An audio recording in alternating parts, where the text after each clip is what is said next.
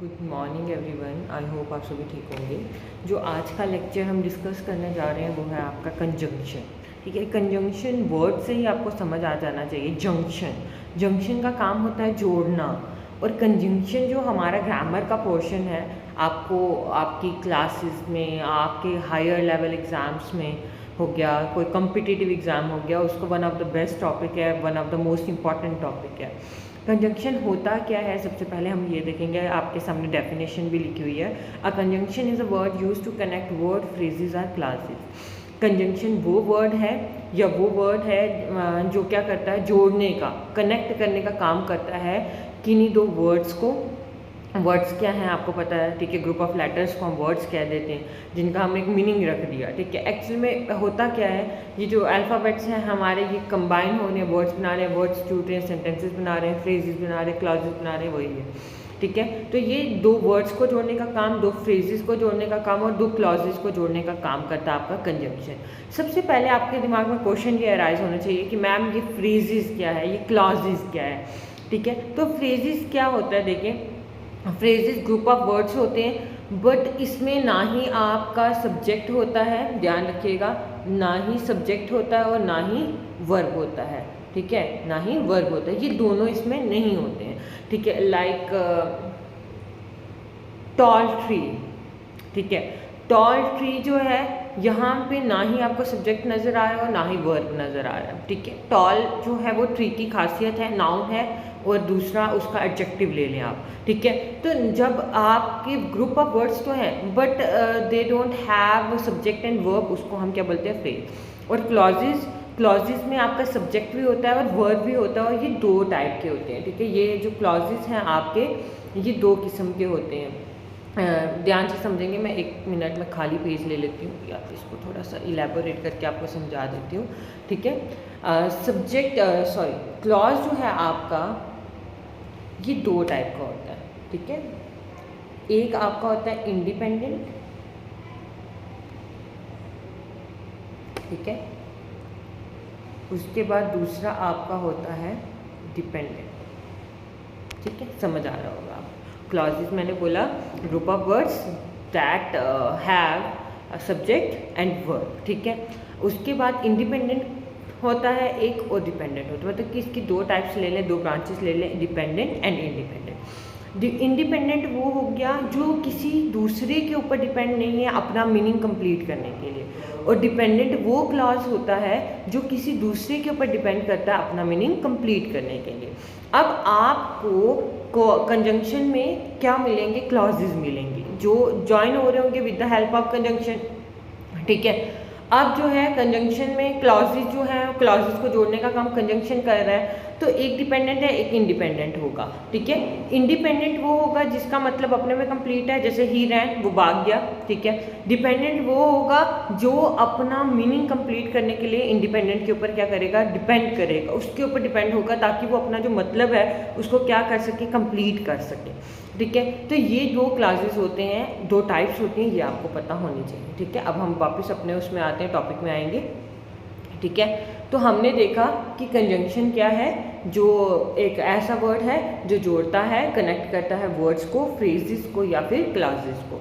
आप एग्जाम्पल देखें इसकी, जैसे Ram and Shyam are brothers. देखो यहाँ पे एंड आपका कंजंक्शन है, क्या है आपका कंजंक्शन है।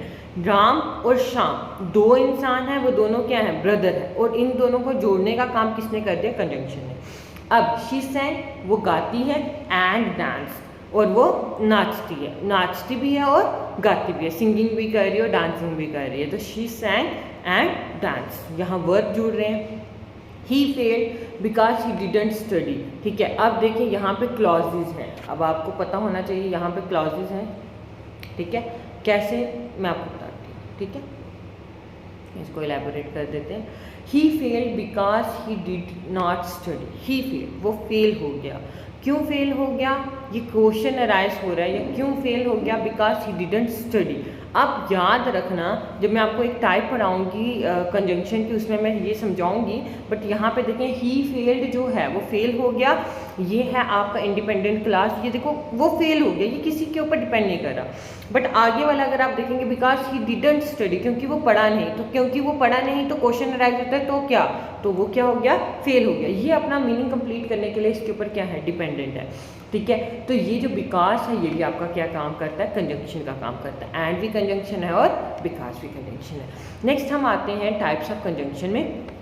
टाइप्स ऑफ कंजंक्शन जो है आपकी, ये 3 टाइप्स होती हैं, ठीक है। कितनी टाइप्स होती हैं, 3 टाइप्स होती हैं। एक आपके सामने कोऑर्डिनेट, एक होती है आपकी सबऑर्डिनेट, ठीक है, अभी नीचे लिखा हुआ है, अभी मैं समझा देती हूँ, सबऑर्डिनेट, और थर्ड होती है हमारी कोरिलेटिव, कोरिलेटिव, ठीक है। ये 3 टाइप्स होती हैं, कोऑर्डिनेट, सबऑर्डिनेट और कोरिलेटिव।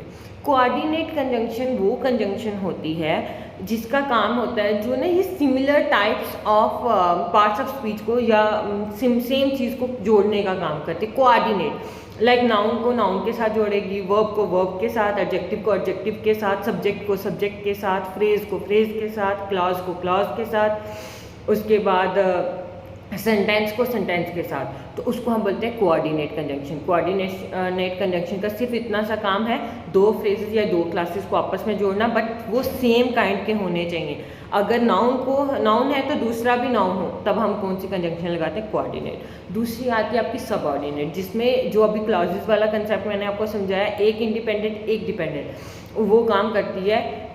सबऑर्डिनेट कंजंक्शन क्या काम है इसका, कि डिपेंडेंट क्लॉज को इंडिपेंडेंट क्लॉज के साथ जोड़ना।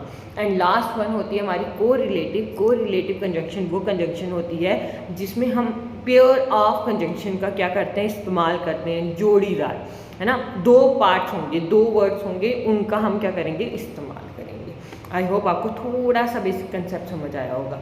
अब देखिए सबसे पहली हमारी कोऑर्डिनेट कंजंक्शन, इसकी डेफिनेशन मैंने यहाँ लिखी है। The job of a coordinate conjunction is to join 2 words, phrases, clauses or sentences, but they always join elements of same kind which are parallel in structure, equal rank or structure, ठीक है। तो आपका जो definition है coordinating conjunction का, वो है कि कोऑर्डिनेट कंजंक्शन का ये काम होता है, वो 2 words, 2 phrases या 2 क्लासेस को जोड़ेगी, जो एक मेन डेफिनेशन है कंजंक्शन की, इसका काम ही जोड़ने का है, ठीक है। But they always join elements of same kind, पर वो सेम काइंड ऑफ एलिमेंट्स को जोड़ेगी, जो पैरेलल होंगे स्ट्रक्चर में, आपस में पैरेलल होंगे, और दूसरी बात या इक्वल होने चाहिए रैंक में, दोनों का रैंक सेम होना चाहिए, अलग नहीं हो। चाहे वो फिर सब्जेक्ट को सब्जेक्ट से जोड़े, वर्ब को वर्ब से जोड़े, एडजेक्टिव को एडजेक्टिव से जोड़े, फ्रेज को फ्रेज से जोड़े, या फिर सेंटेंस को सेंटेंस से जोड़े। तो सेम टाइप ऑफ स्ट्रक्चर को जोड़ने का जो काम है वो करती है आपकी कोऑर्डिनेट कंजंक्शन। अब मैम ये कौन सी कंजंक्शंस होती हैं, इनका हमें कैसे पता चलेगा, तो ये रहा आपका इसका आंसर, ठीक है। आप देखें कोऑर्डिनेट कंजंक्शन वो कंजंक्शंस हैं जो आपके लिए एक्रोनियम एक तैयार आपको याद रखना है, वो है आपका फैन वॉइस, ठीक है, ये एक्रोनियम है, इन्हीं से बनती है आपकी coordinate conjunction. F stands for, A for and, N for not, B for but, O for or, Y for yet and S for so. These 7 are your coordinate conjunction, जो काम करेगी same kind of sentences, clauses, phrases, इनको जोड़ने का। Clear हो जाना चाहिए ये। आई होप आपको यहाँ तक समझ होगी, नहीं समझ आए इसको रिवाइंड करेंगे, वापस से देख लेना एक बार। अब देखें नेक्स्ट एग्जाम्पल्स देखेंगे हम, ठीक है।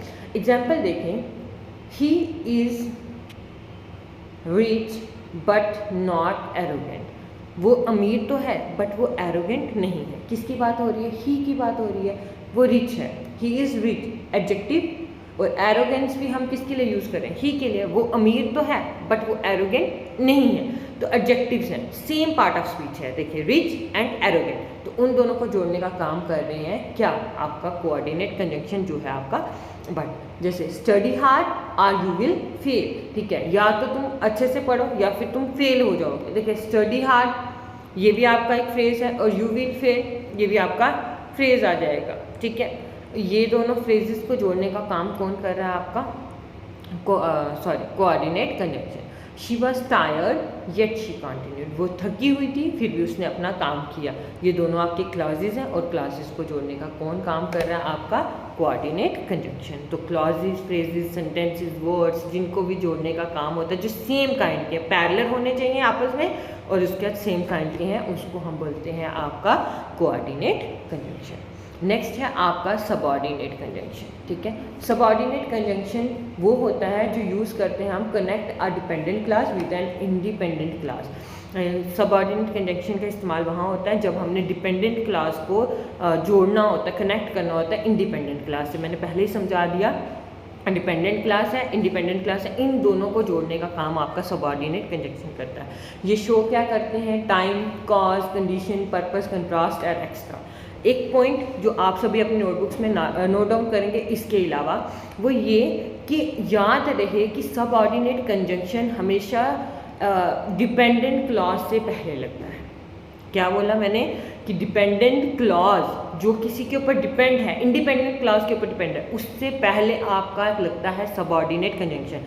तो पहचान ही यही है कि आपका वो क्लॉज डिपेंडेंट होगा जिससे पहले क्या लगा होगा? आपका सबऑर्डिनेट कंजंक्शन।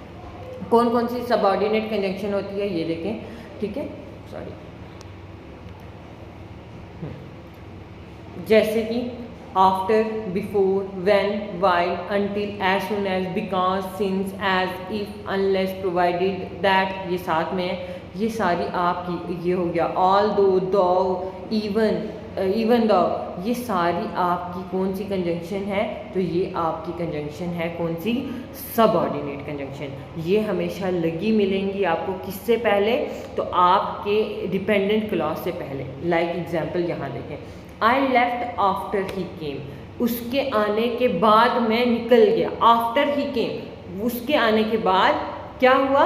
आई लेफ्ट, मैं चला गया। तो इससे पहले देखें आपका ये जो है आपकी डिपेंडेंट क्लॉज, वो किसके ऊपर डिपेंड कर रही है? आई लेफ्ट के ऊपर, और उससे पहले हमारा क्या लगा हुआ है? आफ्टर। ठीक है, देन आप नेक्स्ट देखें, he stayed home because he was ill, वो घर में रहा। ही स्टेड होम, वो घर में रहा, बस बात खत्म। ये किसी के ऊपर डिपेंड नहीं कर रहा है, ठीक है, इंडिपेंडेंट है। बट आगे देखें, बिकॉज ही वॉज हिल, पर वो बीमार था। अब वो पर बीमार था तो क्या हुआ? वो घर में रुका, तो वो आपका आ जाएगा, ये आपका आ गया डिपेंडेंट क्लास, और ये डिपेंड कर रहा है इसके ऊपर, और आपका बिकॉज इसके साथ लगा हुआ है। बिकॉज जो है वो किसके साथ लगा हुआ है? आपका डिपेंडेंट क्लॉज के साथ। ठीक है, और भी एग्जाम्पल्स हैं, if it rains we won't go, ठीक है, अगर बारिश हुई तो हम नहीं जाएंगे। देखिए यहाँ पे इफ़ लगा हुआ है, अगर बारिश हुई तो देखिए क्वेश्चन अराइज हो रहा है, तो क्या हुआ?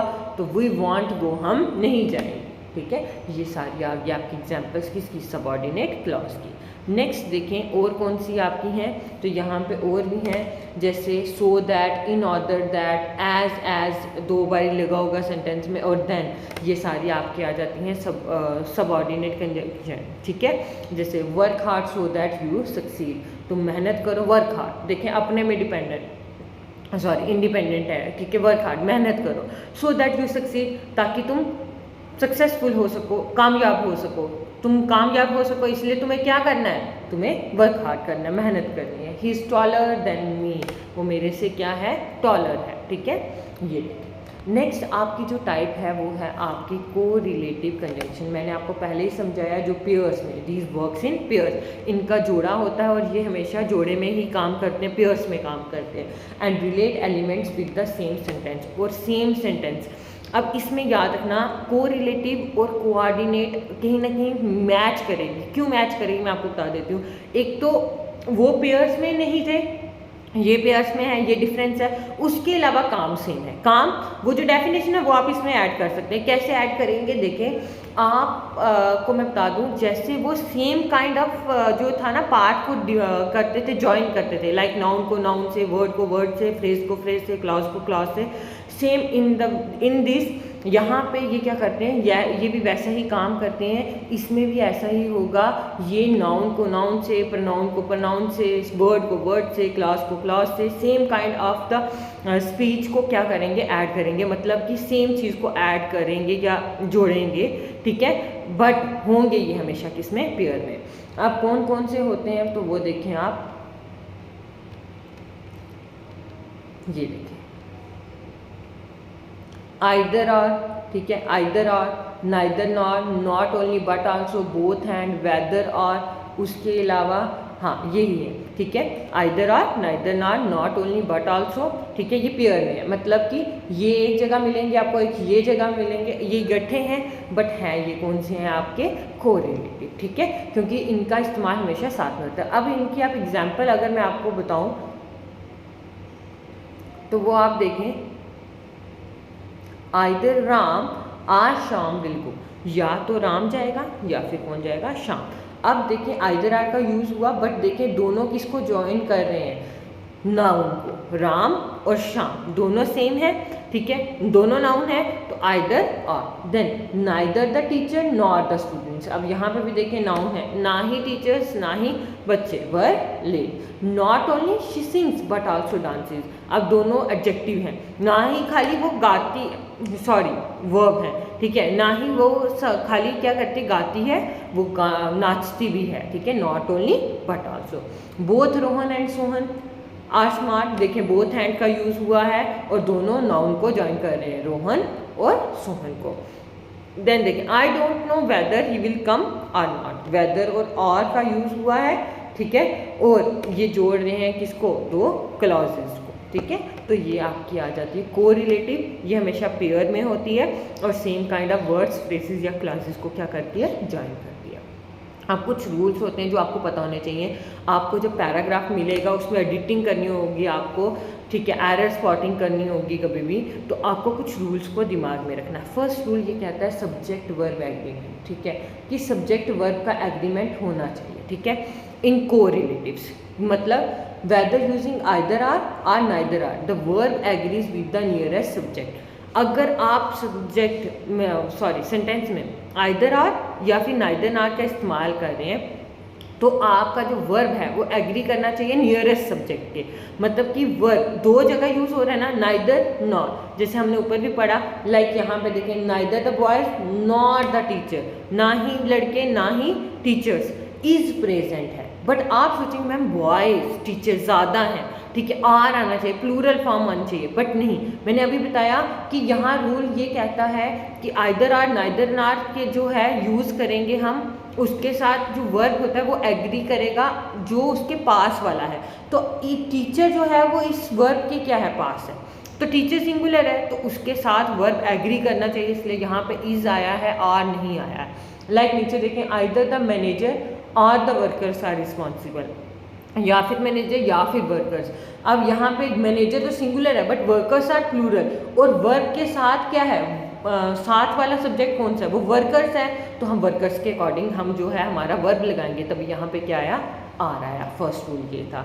सेकंड रूल देखें, नो सूनर और देन, नो सूनर के साथ क्या लगता है, than, always use than, never when with no sooner. कई लोग क्या करते हैं ना, आपको एरर जब देंगे वहाँ पे क्या यूज़ हुआ होगा, वहाँ पे नो सूनर के साथ व्हेन लगा होगा, लाइक यहाँ पे लिखा हुआ है no sooner had he left when it rain, sorry, जब मतलब कि जैसे ही बारिश हुई वो निकल गया, मतलब कि उसने जल्दी से जाने की बात की, ठीक है, वहाँ पे कभी भी व्हेन नहीं आएगा, रूल ये कहता है नो सूनर के साथ देन लगता है, तो यहाँ पे ये नहीं, नीचे वाली एग्जाम्पल से ही है, no sooner had he left than it rain, जैसे उसने वो गया तो तब क्या हुई, बारिश हुई। नेक्स्ट देखें हार्डली एंड स्कार्सली, जैसे ऊपर नो सूनर के साथ देन लगता है वैसे हार्डली और स्कार्सली, जब ये दो वर्ड्स आपको नजर आए उसके साथ हमेशा क्या लगेगा, व्हेन लगेगा, को रिलेटिव की एग्जांपल है ये, व्हेन लगेगा देन नहीं लगेगा, always use when not than with hardly and scarcely.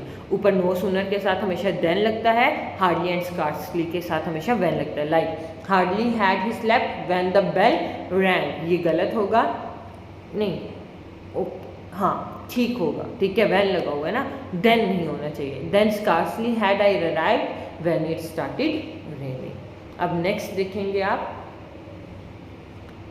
Not only but also, ठीक है, not only but also. Verb agrees with the subject after verb but also, जो आपका वर्ब होगा वो जो सब्जेक्ट के बाद, सब्जेक्ट के नहीं सॉरी क्या लिखा हुआ है, verb agrees with the subject after but also, वो जो वर्ब होगा वो आपके जो बट ऑल्सो के आगे सब्जेक्ट दिया होगा, आगे होगा, नाउन होगा, प्रोनाउन होगा, उसके साथ एग्री करना चाहिए, नॉट ओनली के साथ वाला नहीं। जैसे not only the students but also the teacher was late, खाली बच्चे नहीं टीचर भी लेट था, यहाँ पे वाज का यूज़ हुआ, जबकि देखें तो यहाँ पे स्टूडेंट्स थे प्लूरल माना जा सकता था, बट आपको मैंने बताया कि यहाँ रूल ये कहता है कि बट ऑल्सो के बाद, बट ऑल्सो के बाद जो सब्जेक्ट है उसके साथ आपका जो कंजंक्शन है वो एग्री करना, वर्ब एग्री करना चाहिए। Like not only he but also his friends are guilty, खाली वो नहीं उसके दोस्त भी क्या थे, गिल्टी थे। आई होप आपको ये समझ आ रहा होगा। नेक्स्ट देखें, नेक्स्ट रूल क्या कहता है हमारा, तो नेक्स्ट रूल ये कह रहा है, sorry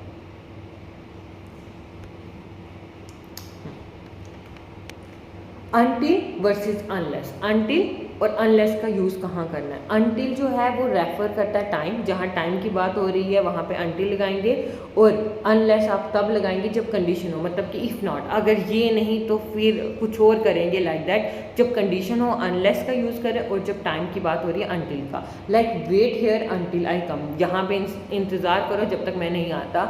you won't pass unless you study, तुम तब तक पास नहीं हो सकते जब तक तुम पढ़ोगे नहीं। तो अनटिल अनलेस, अनटिल टाइम के साथ टी है ना, टी से टाइम, अनलेस कंडीशन, ठीक है, ये आपको बिना उसके बताए भी आपको पता ही होगा ये हो, ठीक है। नेक्स्ट देखिए ऑल दो और दो, do not use but after all दो और दो, ठीक है। कुछ लोग जो है वो दाओ और बट, ऑल दो के आगे बट का इस्तेमाल करते हैं, बट रूल ये कहता है दाओ और ऑल दो के आगे कभी भी बट का इस्तेमाल नहीं होता है। Like though he is poor he is honest, comma आएगा, पंक्चुएशन मार्क आ रहा है आपका, बट नहीं आएगा। जैसे यहाँ नीचे है दाओ he is poor but he is honest, तो ये आपका गलत हो जाएगा। ऑल दो और दो है उसके आगे कभी भी बट नहीं आता, ये रूल्स हैं आपको दिमाग में रखने। अगर आपको कहीं पे एरर नज़र आ जाए सीधा इसको हम क्या कर देंगे, कट कर देंगे। नेक्स्ट देखें, लास्ट रूल है आपका so that such that, so that and such that, ठीक है। सो के साथ दैट और सच के साथ भी दैट लगता है। He is so tired that he can't walk, वो इतना थका हुआ था कि उससे चला भी नहीं जा रहा था। It was such a hot day that we stayed inside, वो इतना गर्म दिन था कि हम अंदर ही रुके, ठीक है। सो के साथ भी दैट आता है और सच के साथ भी दैट आता है। तो ये थे आपके कुछ रूल्स जो आपको कंजंक्शन पता होने के साथ साथ, जो 3 टाइप है, सब कोऑर्डिनेट, सबऑर्डिनेट, को रिलेटिव, उसके साथ ये रूल्स आपको पता होने चाहिए। अब 1-2 एग्जांपल्स कर लेते हैं इसकी। लाइक नो सूनर, आंसर साथ नहीं है, चलो कोई बात नहीं। No sooner did he come when the lights went, ठीक है। No sooner did he come when the lights went, जब मतलब कि जैसे ही वो आया उसके बाद लाइट चली गई। तो अभी अभी हमने पढ़ा नो सूनर के साथ कभी भी वैन नहीं आता, क्या आता है, देन आता है। नेक्स्ट देखें, neither he nor his friends has come, ना ही वो ना ही उसके दोस्त आए। अभी मैंने बताया जब नाइदर नॉर आइदर आर का यूज़ हो तो जो ये है आगे वाला सब्जेक्ट होता है, जो वर्ब के साथ वाला सब्जेक्ट है उसके अकॉर्डिंग ये एग्री करता है। यहाँ पे फ्रेंड्स है तो यहाँ पे हैज़ नहीं, क्या आएगा, हैव आएगा, आपका नीचे लिखा भी हुआ है, ठीक है। नेक्स्ट, ऑल दो he was rich but he was unhappy, वो चाहे अमीर था पर वो नाखुश था। तो अभी बताया कि ऑल दो जब भी हो उसके आगे कभी भी बट नहीं आता, काम आएगा। नेक्स्ट देखें, he won't go unless you will ask him, वो तब तक नहीं जाएगा जब तक तुम उससे कहते नहीं, ठीक है। हाँ, तो यहाँ पे एरर बताना था, एरर ये है, यहाँ पे लिखा भी हुआ है use present simple after unless. जब भी आप अनलेस का यूज़ करते हैं तब यहाँ पे प्रेजेंट सिंपल का इस्तेमाल होता है, किसके आगे, अनलेस के आगे कभी भी कोई और यूज़ नहीं होता, टेंस खाली प्रेजेंट सिंपल होता है। एक और रूल है, आपको ये भी पता होना चाहिए, like he won't go unless you ask him, will नहीं आएगा, अनलेस यू आस्क हिम आएगा, ठीक है। और देखें एक और है, not only the players but also the coach, ठीक है, सॉरी एग्जाम्पल नहीं आई इसमें, but also the coach were absent, तो कोच वर नहीं आएगा, आपको पता है यहाँ पे क्या आएगा, सॉरी हाँ जो है कोच जो है उसके साथ वर नहीं आएगा, वो आ जाएगा, क्योंकि अभी अभी हमने रूल देखा कि बट ऑल्सो के बाद जो सब्जेक्ट आपका दिया होता है उसके अकॉर्डिंग वर्ब जो है वो एग्री होता है। तो ये थे आपका कंजंक्शन। आई होप आपको इतना समझ आया होगा कंजंक्शन होता क्या है। नहीं समझ आएगा, यूट्यूब में है, आप इसको रिवाइंड करके आराम से देखें, इसको समझें, अंडरस्टैंडिंग बनाएं, और जहाँ पे आपको प्रॉब्लम है मुझे कमेंट करें, ठीक है, और मुझे बताएं कि कहाँ प्रॉब्लम है, मैं वहीं पे उसका आंसर दे दूँगी। आई होप आपको ये समझ आएगा। Thank you so much.